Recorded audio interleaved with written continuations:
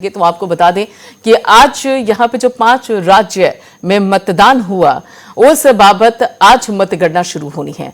8 बजे के करीब 7:30 हो चुके हैं और ऐसे में आधे घंटे का और इंतजार है। हालांकि 8 बजे से लेकर 8:30 बजे तक जो पोस्टल बैलेट है उसकी सबसे पहले गणना की जाएगी और उसके बाद 8:30 बजे के करीब ईवीएम खुलने शुरू हो जाएंगे।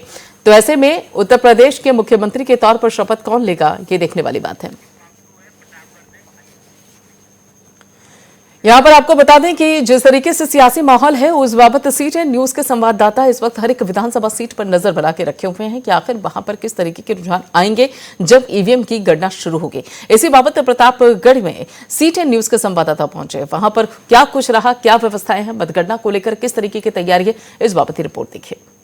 प्रत्याशी के लिए निर्धारित किया गया है। मैं खड़ा हूँ, यहाँ पे प्रतापगढ़ की काउंटिंग हो रहा है और यहाँ पे आप मेरे पीछे देख सकते हैं गेट नंबर 1 बनाया गया है। सुरक्षाकर्मी मुस्तैद हैं और इससे जो है एजेंट और साथ में सुरक्षाकर्मी प्रवेश करेंगे। गेट नंबर 2 जो रखा गया है वो मीडिया कर्मियों के लिए, वो अन्य कर्मचारियों के लिए रखा गया है। और सड़क पे आप देख सकते हैं पूरी तरह से फोर्स मुस्तैद है, ट्रैफिक के लोग खड़े हैं, पार्किंग की व्यवस्था अलग से की गई और यहाँ पे आप देख सकते हैं कि दीर्घावस्था में लोग भी यहाँ पे जुटे हुए हैं, काउंटिंग को सुनने और देखने के लिए आए हैं।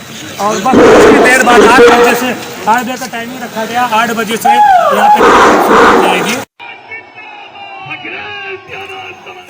जी हाँ, यहाँ पर आपको बता दें अभी आप बाकायदा सीटीएन न्यूज के संवाददाता की रिपोर्ट देख रहे थे और इस बाबत व्यवस्थाएं काफी दुरुस्त की गई हैं।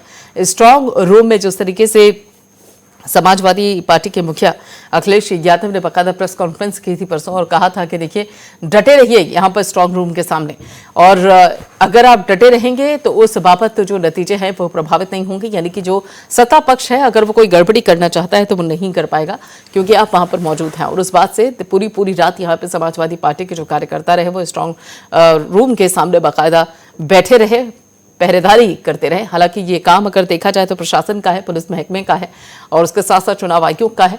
लेकिन अगर देखा जाए तो जिस तरीके से बनारस में और उसके साथ साथ दूसरी जगहों पर ईवीएम को लेकर खबरें सामने आई तो उस बाबत सभी सियासी दल अपनी तरफ से भी कोशिशों में जुट गए हैं और इस बाबत आज देखना होगा कि आखिर किसके पक्ष में नतीजा सामने आता है और कौन यहाँ पर 5 राज्य यानी कि गोवा, मणिपुर, पंजाब, उत्तराखंड और उत्तर प्रदेश, कौन यहाँ पर किस सियासी दल का जो दिग्गज चेहरा है वो शपथ लेता हुआ नजर आएगा। तो इस बाबत नतीजे और उसके बाद शपथ कौन लेगा ये एक बड़ा सवाल है। लेकिन फिलहाल अभी देखना यह होगा कि नतीजे किस तरफ बढ़ते हैं। हालांकि 8 बजे से मतगणना शुरू होगी, 8 बजे से लेकर 8:30 बजे तक पोस्टल बैलेट की होगी और उसके बाद ईवीएम खुलना शुरू होगा और धीरे धीरे कर जो तस्वीर है वो साफ होती चली जाएगी। तो इस बाबत मेहनत बहुत की गई, सभी सियासी दल, चाहे फिर वो बीजेपी हो, बीजेपी का अगर देखा जाए तो पूरा जो केंद्र का चेहरा है, चाहे वो प्रधानमंत्री नरेंद्र मोदी हो, चाहे वो अमित शाह हो, चाहे वो जेपी नड्डा हो, चाहे फिर वो दूसरे राज्यों के मुख्यमंत्री हो, सभी उत्तर प्रदेश पहुंचे। यानी कि उत्तर प्रदेश की यात्रा हर एक सियासी दल के दिग्गज चेहरों ने की है और इस बार तो काफी जो नई पार्टियां हैं वो भी हैं। यानी कि जो छोटे दल हैं उत्तर प्रदेश के वो तो हैं ही चुनावी मैदान में, लेकिन इसके अलावा अगर देखा जाए तो यहां पर शिवसेना भी इस बार चुनावी मैदान में है, एआईएमआईएम भी चुनावी मैदान में है, आम आदमी पार्टी जो कि पंजाब में अपनी सरकार बनाने का दावा कर रही है, उत्तराखंड में अपनी सरकार बनाने का दावा कर रही है, वो भी उत्तर प्रदेश में हाथ आजमाने के लिए उतरी हुई है। तो ऐसे में ये जो दल है जो कि अगर देखा जाए तो उत्तर प्रदेश में बहुत बड़ा जनाधार नहीं है लेकिन उसके बावजूद भी चुनावी मैदान में है, तो इनकी क्या भूमिका रहेगी ये भी बड़ा सवाल रहने वाला है। हालांकि जो 4 बड़ी और मुख्य पार्टियां हैं यानी कि कांग्रेस, उसके साथ बीएसपी, सपा और बीजेपी, हालांकि मुकाबला सपा और बीजेपी के बीच में है।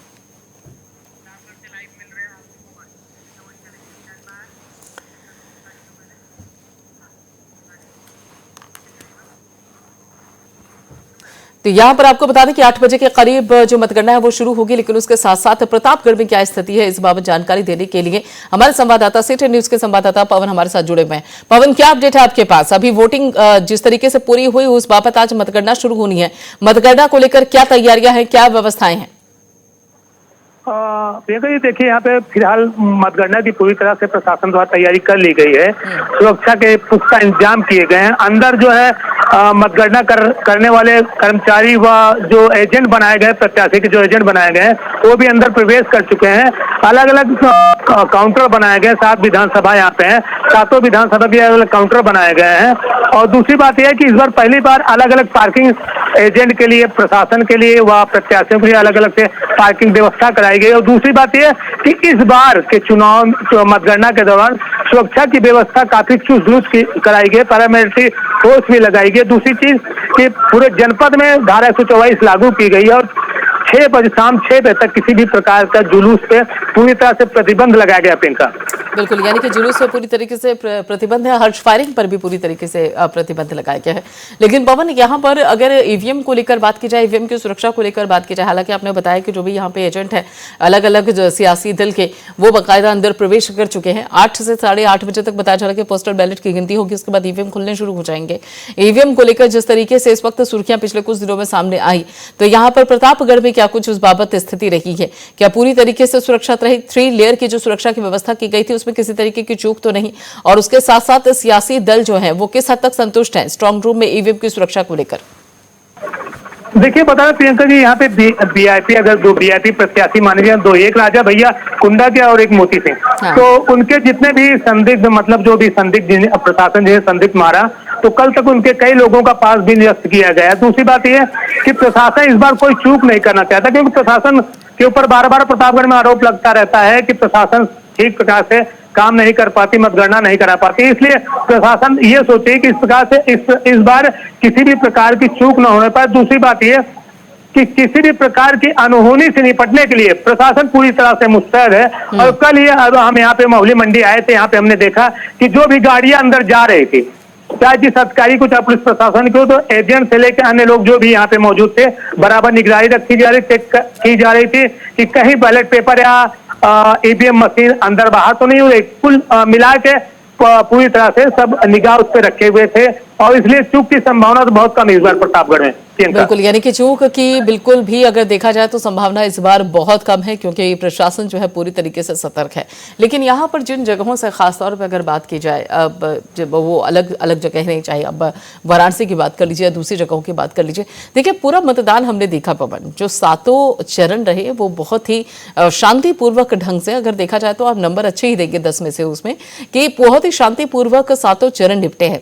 लेकिन ऐसे में मतगणना से कुछ दिन पहले जिस तरीके से ईवीएम को लेकर खबरें सामने आई, जिस तरीके से डीएम का बयान सामने आया वाराणसी के कि देखिए ये तो बाकायदा जो है वो ईवीएम ट्रेनिंग के लिए है, तो ये जो तस्वीरें सामने आई, क्या मानकर चला जाए कि कहीं ना कहीं चूक हुई प्रशासन की तरफ से? स्वाभाविक बात है प्रियंका, देखिए जैसे कि चुनाव आयोग ने ये पहले ही बताया था कि अगर कोई ईवीएम मशीन या बैलेट पेपर यहाँ से वहां होता है तो प्रत्याशियों को आप पहले इन्फॉर्म कर दीजिए। कहीं ना कहीं ये जिला स्तर के प्रशासनिक अधिकारियों की कमी रही, जिला निर्वाचन अधिकारी की कमी रही कि जो पहले से प्रत्याशियों को सूचना नहीं दी गई कि मशीन इसे ट्रेनिंग के लिए जाया जा रहा है, ये बैलेट पेपर मतगणना कर्मचारियों को ट्रेनिंग के लिए ले जाया जा रहा है। कहीं ना कहीं ये चूक तो हुई है, इसे जिला प्रशासन को मानना भी चाहिए। लेकिन चुनाव आयोग पूरी तरह से इस बार निष्पक्ष दिखाई दिया है और बार बार वो निर्देश देता रहा। लेकिन जिला स्तर के अधिकारियों की बात की जाए, वो कहीं ना कहीं उनकी चूक हुई। जैसे बनारस में देख लिया, चंदौली देख लिया जाए या अन्य और जनपदों में देख लिया जाए, तो कहीं ना कहीं ये चूक जो है जिला प्रशासन के तौर पे देखी जा सकती है। यानी कि अगर देखा जाए तो प्रशासनिक अमले की तरफ से कहीं ना कहीं चूक हुई जरूर है, और जिसके चलते यहाँ पर मतगणना पूरी होने के बाद, मतगणना के शुरू होने से पहले और साथ ही मतदान के पूरा होने के बाद जो बीच का समय रहा, उसमें सबसे ज्यादा ईवीएम सुर्खियां बटोरता हुआ नजर आया। लेकिन हमने देखा पवन के अक्सर ये रहता है कि जब मतगणना पूरी हो जाती है तो उसके बाद ईवीएम काफी सुर्खियों में आता है, लेकिन इस बार तो मतगणना शुरू होने से पहले ही ईवीएम सुर्खियों में आ गया। देखिए कि ये भी कहा जाए, एग्जिट पोल जैसे एग्जिट पोल का जो भी आंकड़ा रहा, उसकी वजह से कहीं ना कहीं अन्य जो पार्टियां थे उनके कार्यकर्ताओं में कहीं हताशा ना आ जाए, तो इस चीज को भी लेकर पार्टियों ने भी अलग अलग अपने मनगढ़ंत कहानियां गढ़ी, जो कि चुनाव आयोग ने पहले ही चैलेंज किया था कि ईवीएम में किसी भी प्रकार से छेड़छाड़ नहीं हो सकती है। ये मैं चैलेंज देता हूं, ये अन्य पार्टियां भी मानी थी। लेकिन बीच बीच में कई लोग अपने मन के अनुसार अपने एक कथन शुरू कर देते हैं कि ईवीएम में ऐसा हो सकता है, चिप लगाई जा सकती है, चिप से हैकिंग की जा सकती है। ये तो लोगों का मानना है, लेकिन फिलहाल अगर देखा जाए तो ईवीएम ऐसा नहीं होता। और ये जो चूके हुए जो चूक की बात कीजिए, जो हवा की बात की जा रही है, किसी प्रशासनिक अधिकारी की, तो आम लोगों से आम लोग कह रहे हैं, तो इस पे ध्यान देना मेरे ख्याल से उचित नहीं है।